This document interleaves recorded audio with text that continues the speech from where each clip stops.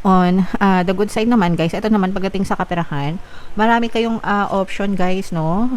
Para mag-multiply. Mga kapiksi, marami kayong option, marami kayong choice, maraming opportunity na ipagkakalob sa inyo si universe para mag-multiply guys, no? Yung inyong mga kaperahan. Pwede kayong magkaroon ng additional na source of income bukod pa dun sa inyong present na pinagkakakitaan. So, let's say, for example, baka meron kayong fixed na source of income ngayon, meron kayong trabaho, meron kayong negosyo.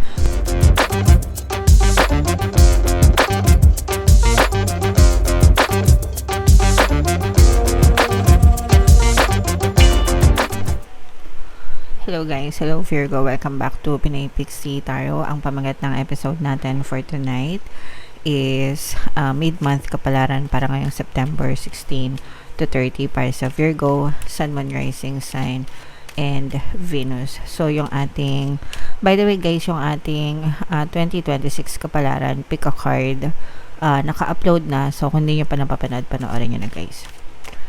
So, unahin natin tong deck na to. Tingnan natin yung mga mensahe para sa inyo, Virgo.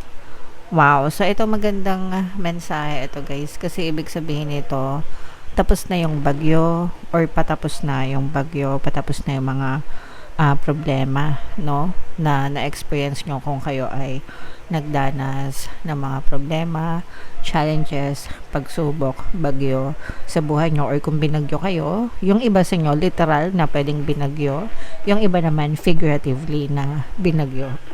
So, kung literal na nasalanta kayo ng bagyo and na problema kayo or bumagsak yung kabuhayan nyo, unti-unti kayong makakabangon, unti-unti na kayong makaka-recover, mga kapiksi.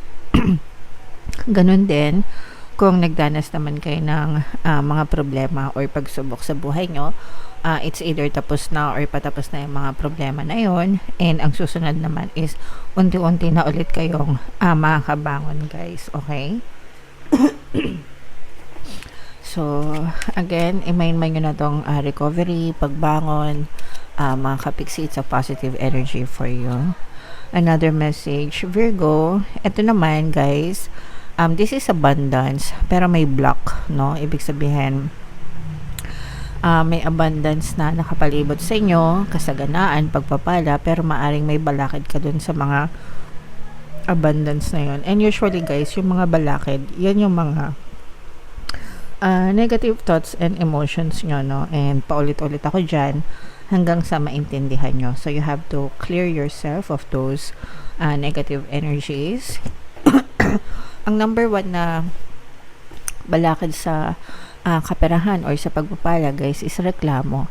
Reklamo, stress, worry. Yan tatlong yan.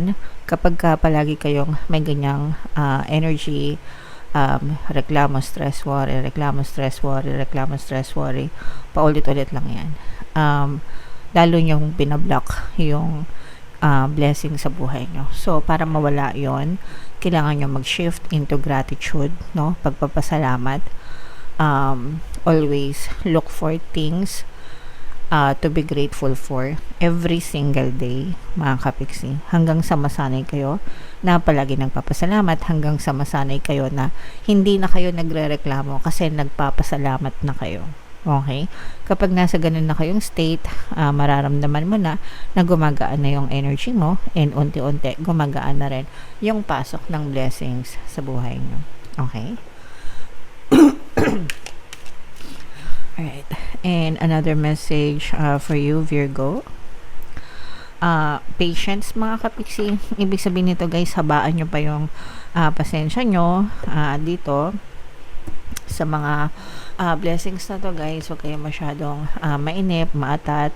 Kapag nagbago yung energy nyo, mababaliktad din ito. Gaganto din ito. Kapag nakaganito na yung energy, ibig sabihin bukas na yung pintuan ng mga blessings. So, tiyagain nyo guys. Sabi ko nga sa inyo, mag-shift kayo into gratitude, mga kapiksi, hanggang sa maging magaan yung pasok ng biyaya sa inyo. Okay? So, comment down below guys if feeling nyo naka-resonate kayo dyan. Shuffle natin to guys. Habang sinashuffle ko to, panoorin nyo muna yung video natin regarding sa ating paano mag-manifest ng abundance video course. Kapiksi, sawa ka na ba sa mga struggles at hirap sa buhay mo? Masipag ka ba at masikap sa buhay ngunit hindi ka pa rin umaasenso? Ilang beses ka na bang nag-attempt magnegosyo at mag-invest pero palagi ka pa rin nalulugi? Sa pagkakataon na ito ay maaaring may subconscious beliefs ka na nagiging balakid sa iyong pag-unlad at pagyaman. Introducing, paano mag-manifest ng abundance video course. Dito ay matututunan mong ma-overcome ang mga balakid mo para tuluyan ka ng umunlad, umasenso, sumagana, maging matagumpay, successful at maswerte sa iyong kabuhayan, pera, trabaho, negosyo sa lapi at kaperahan ng bonggang-bongga. Dali, mag-send na ng email sa pinoypixie@gmail.com at simulan na ang iyong pagyaman ngayon. Alright, so sa lahat ng gusto mag-avail ng course guys, ng flash sa screen nyo, una meron tayong paano mag-manifest ng abundance video course, meron din tayong paano mawala ang third party at magkaroon ng harmonious na relationship, and meron din tayong paano pabalikin si ex, revise breakup. Sa mga interesado guys, mag-send lang kayo ng email sa pinoypixie@gmail.com. So Virgo guys, kayo ay represent ng King of Pents sa ating spread mga kapiksi. Latag natin yung spread nyo guys. And available na yung ating 2026 kapalaran, pick a card. Nasa homepage lang natin. Kung hindi nyo pa napapanood guys, panoorin nyo na. So dito, mayroong presence ng water sign, Cancer, Pisces, Scorpio, at saka fire signs, Aries, Leo, Sagittarius. For some of you guys, maaaring may ganyang element kayo sa inyong natal chart mga kapiksi, or you may be dealing with other signs na may ganyan sa kanilang natal chart. Unahin natin yung negative mga kapiksi, no? For some of you guys, nakikita tayo ng mga pag-aaway sa relationship mga kapiksi. This is more on relationship energy, romantic relationship. So sa mga jowa, sa mga may specific person. So, meron dito mga pag-aaway, pagtatalo, especially kung bago pa lang kayo ng inyong person. And ito naman guys, normal ito sa normal na nagkakaroon ng pag-aaway sa mga magjowa. Pangalawa, especially kung bago pa lang, kasi nasa adjustment period pa kayo guys, no? Hindi nyo pa kilala masyado yung isa't isa, nasa discovery phase, no?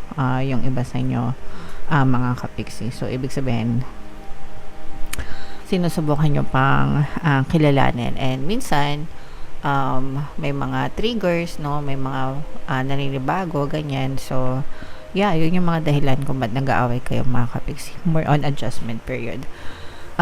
Syempre kung gusto nyo mag-work, you make it work guys. Focus on yourself and on your person. And may mga relationship subliminals tayo, pampamahal, pampabate, no? Especially pag palagi kayo nag-aaway, para maging ma-okay yung relationship nyo mga kapiksi. Alright? Nasa sa inyo naman yan guys, no? Normal naman yan, basta willing kayo na mag-adjust mga kapiksi. On the good side naman guys, ito naman pagdating sa kaperahan, marami kayong option guys, no? Para mag-multiply mga kapiksi. Marami kayong option, marami kayong choice, maraming opportunity na ipagkakaloob sa inyo si universe para mag-multiply guys, no?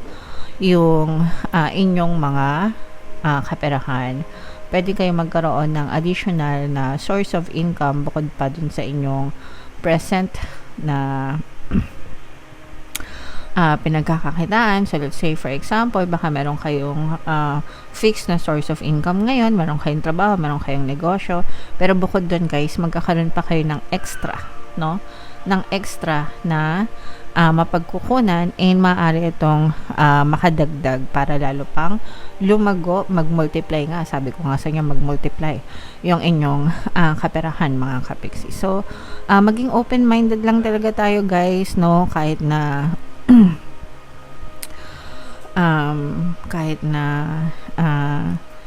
may mga source of income na tayo, iba pa rin yung nagda-diversify tayo mga kapiksi. Okay? So i-mind nyo na yan guys sa comment section. More opportunities, multiplication ng kaperahan. Okay? So i-mind nyo na yan sa comment section. Ito pala. Ayan, no? So pero ito mga kapiksi, no, magiging busy kayo, magiging abala kayo. For some of you, you will work with other people. Marami kayong mga katrabaho, mga kasalamuha, no? Other people na marami kayong matututunan sa kanila, parang magtutulungan kayo, mga kapiksi, no? Para sabay-sabay kayong kumita. So, parang hindi lang ikaw mag-isa.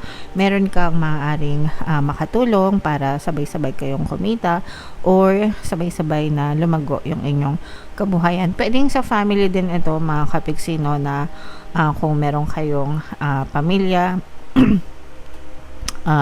mga kapatid, kunwari, let's say for example, magkakapatid kayo o kaya nanay ka, tas may mga anak ka, tas nagtutulong-tulong kayo, mga kapiksi, baka meron kayong negosyo or kung anumang source of income para talagang lumago, no, yung inyong kaperahan, guys.